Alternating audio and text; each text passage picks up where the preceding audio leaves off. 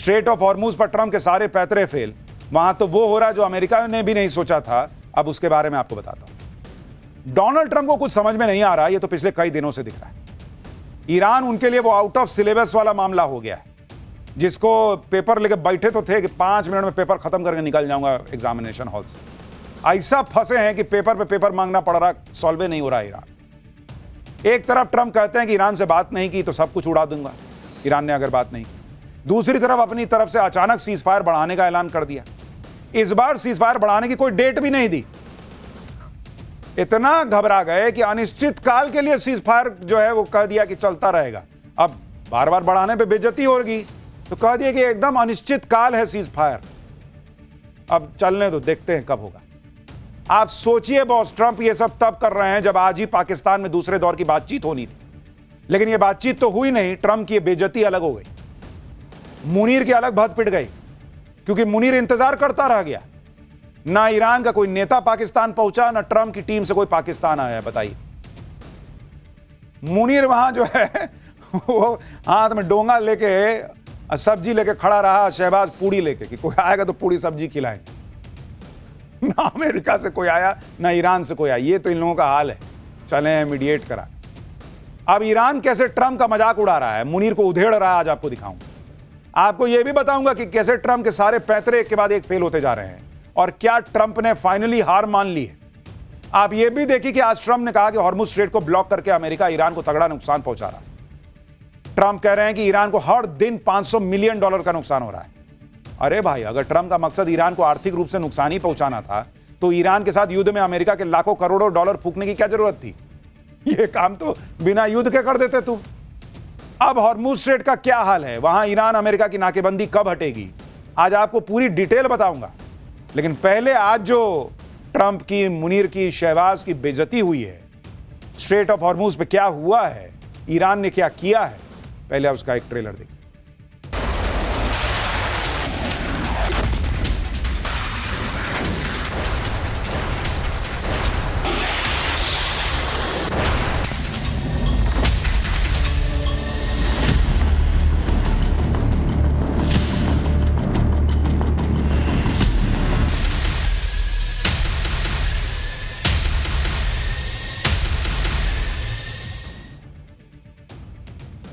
America और Iran के बीच 8 अप्रैल से सीज फायर लागू हुआ था, जो आज 22 अप्रैल को खत्म हो रहा था। इसलिए अमेरिका चाहता था कि सीज फायर की डेडलाइन खत्म होने से पहले ईरान के साथ बातचीत का कोई तो हल निकले, क्योंकि पहले 11 और 12 अप्रैल को पहले दौर की बातचीत फेल हो चुकी थी। इसलिए अमेरिका आज होने वाली बातचीत से बहुत उम्मीद लगाए बैठा था, लेकिन ऐसा कुछ नहीं हुआ। उधर पाकिस्तान दोनों पक्षों के बीच दूसरे दौर की बातचीत की मेजबानी के लिए ताबड़तोड़ तैयारी कर रहा था। इस्लामाबाद में कई सड़कों को ब्लॉक कर दिया। ईरानी और अमेरिकी डेलीगेशन को वीवीआईपी ट्रीटमेंट देने की पूरी तैयारी करके बैठा था। लेकिन पाकिस्तान की तो तगड़ी बेइज्जती हो गई, क्योंकि बातचीत करने के लिए कोई वहां पहुंचा ही नहीं। अमेरिका ईरान के बीच दूसरे दौर की बातचीत क्यों शुरू नहीं हो पाई, ये आगे बताऊंगा आपको। लेकिन पहले यह देखिए कि आज ट्रंप ने ऐसा ऐलान कर दिया कि पूरी दुनिया चौंक गई। आज ट्रंप ने ईरान के साथ सीज फायर को अनिश्चित काल के लिए बढ़ाने का ऐलान कर दिया कि भाई तू भी मत मारना, मैं भी नहीं मारूंगा, और अनिश्चित काल तक चलेगा, कोई डेट नहीं है। अब ये वो डोनाल्ड ट्रंप हैं जो हर बार एक डेट देते थे कि सुनो इसके पहले ये सब कर लेना, नहीं तो बहुत मारूंगा, सुनो ये इतने के पहले कर लेना, नहीं तो बहुत मारूंगा।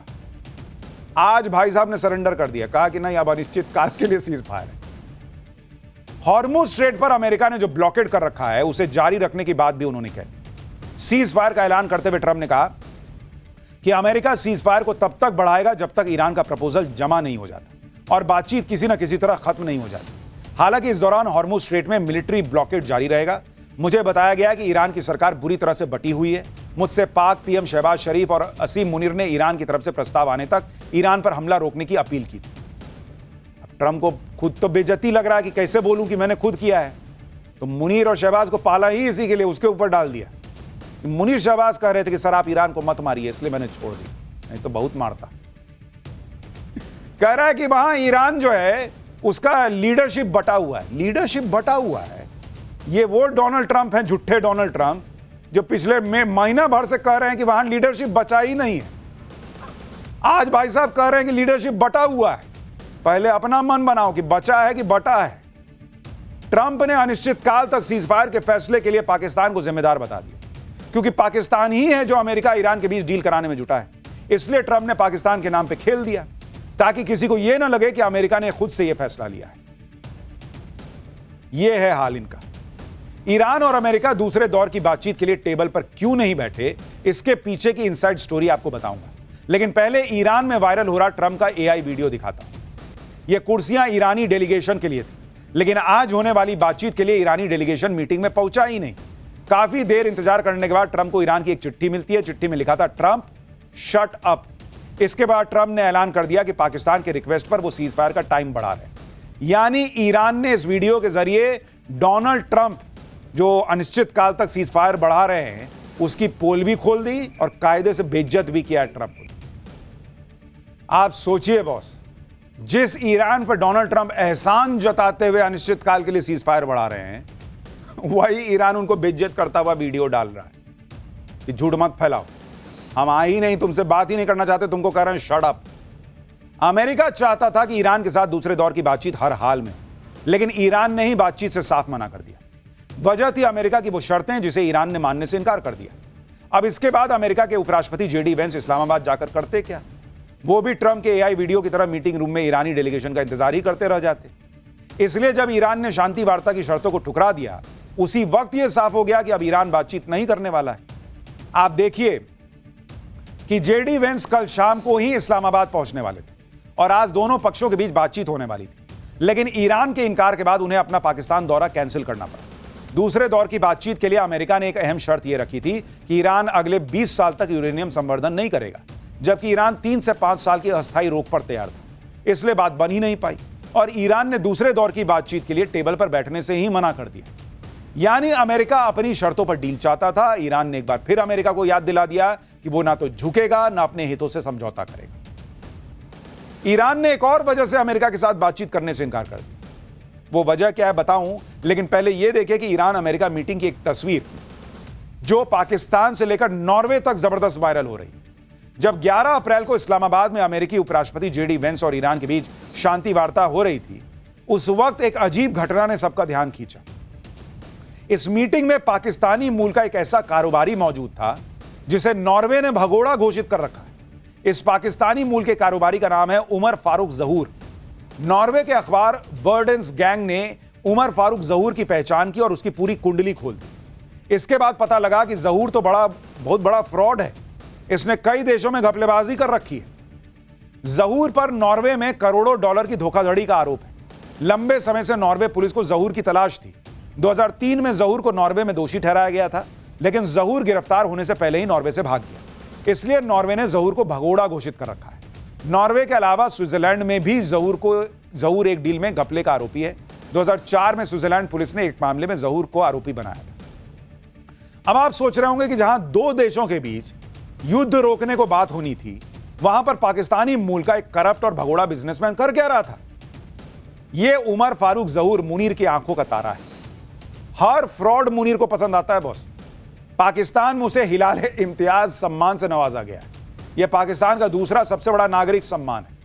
जहूर को यह सम्मान पाकिस्तान में विदेशी निवेश लाने के लिए दिया गया था। इसके अलावा पाकिस्तान के पूर्व पीएम इमरान खान को जेल में पहुंचाने के पीछे इसकी बहुत बड़ी भूमिका है।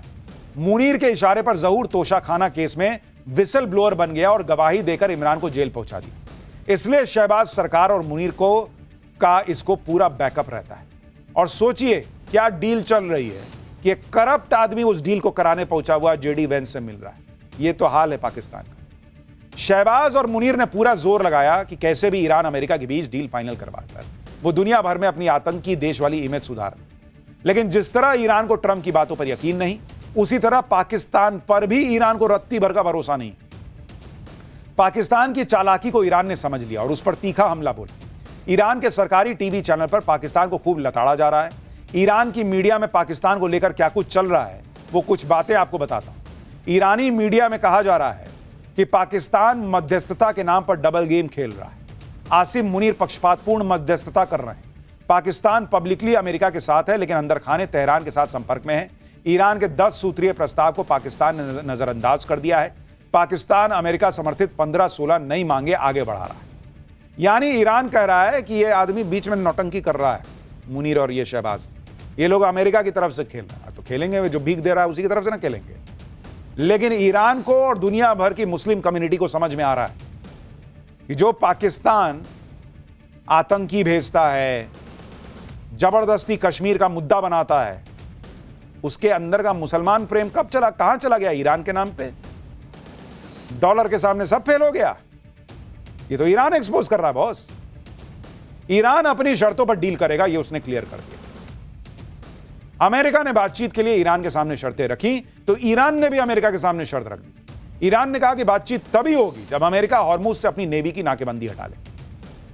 ईरान के संयुक्त राष्ट्र राजदूत अमीर सईद इरावानी ने कहा कि तेहरान अमेरिका की तरफ से अपनी नौसैनिक नाकेबंदी समाप्त करने के तुरंत बाद बातचीत के लिए तैयार है, लेकिन उसके लिए अमेरिका को सबसे पहले संघर्ष विराम के उल्लंघन को रोकना होगा।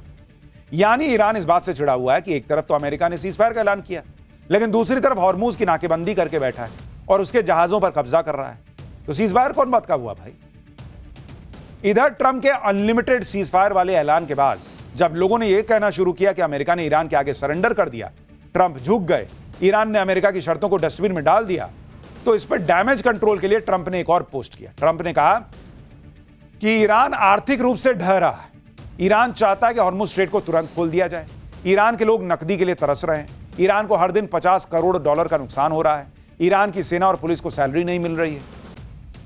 अब ट्रंप के इस दावे पर भी लोगों ने सवाल उठा दिए। लोग ट्रंप से पूछ रहे हैं कि क्या यही करने ईरान गए थे तुम्हारा मकसद क्या था कि ईरान में पुलिस वालों को सैलरी ना मिले? कैसे आदमी हो जी? अगर हॉर्मुज की नाकेबंदी करके ईरान की आर्थिक कमर ही तोड़नी थी तो उस पर 1.5 महीने बम काहे गिराए? युद्ध के नाम पर अमेरिका के अरबों डॉलर क्यों फूंक दिए?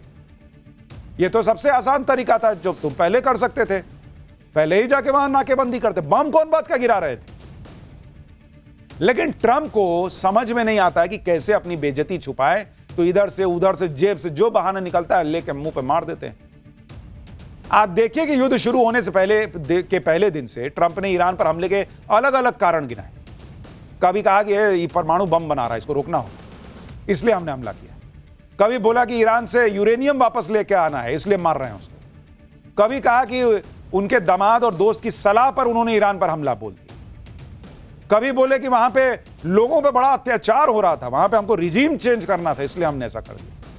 कभी बोले कि भर दुनिया के लिए ईरान खतरा था, इसलिए सब करना जरूरी था। अब भाई साहब कह रहे हैं कि हम तो हॉर्मुज ब्लॉक करके ईरान को आर्थिक नुकसान पहुंचाने के लिए सब कर रहे हैं। लूडो खेल रहे हो कि 4 आया तो सीढ़ी पे चढ़ के दो रो ऊपर चले गए, अब फिर सांप काटा तो नीचे आ गए। मजाक चल रहा है। आगे हो सकता है यह आदमी कुछ और कारण गिना देगा। ट्रंप भले ही यह दावा कर रहे हो कि हॉर्मुज ब्लॉकेड से ईरान को तगड़ा नुकसान हो रहा है, लेकिन हॉर्मुज के अंदर ईरान की मर्जी के बिना एक जहाज पार नहीं हो रहा है। ईरान ने आज फिर एक कंटेनर शिप को जब्त कर लिया। यह जहाज हॉर्मुज स्ट्रेट को पार करने की कोशिश कर रहा था, तभी IRGC की एक बोट शिप के पास आई और उस पर फायरिंग शुरू कर दी। यूके की मैरीटाइम ट्रेड ऑपरेशंस अथॉरिटी के मुताबिक एक कंटेनर शिप पर फायरिंग हुई, जिसके बाद उसके ब्रिज को काफी नुकसान पहुंचा। किसी भी शिप में ब्रिज वो हिस्सा होता है जहां से शिप का नेविगेशन और ऑपरेशन होता है। उधर ईरान हॉर्मुज में खुली चुनौती देकर खड़ा है, दूसरी तरफ ईरान के हजारों नागरिक एक बार फिर सड़कों पर उतर आए।